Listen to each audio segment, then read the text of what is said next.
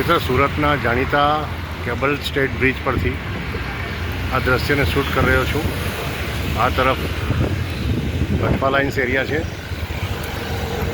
આ તરફ અડાજણ એરિયા છે. દૂર સુધી તાપી નદી સતત વહેતી હોય છે. આ કેબલ સ્ટેટ બ્રિજ છે, જે હાલમાં 3 વર્ષ પહેલાં જેનું ઉદ્ઘાટન થયું અને 24 કલાક આ બ્રિજ પરથી વાહનો પસાર થતા હોય છે. વાદળો ઘેરાયેલા છે, લાગે છે કે વરસાદ પડવાની તૈયારી છે. અત્યારે મે મહિનો શરૂ થયો છે. તો તાપી નદી વિશે કહેવાય છે કે જ્યારે વિકરાળ બને છે ત્યારે બસ પૂછવાનું ન હોય.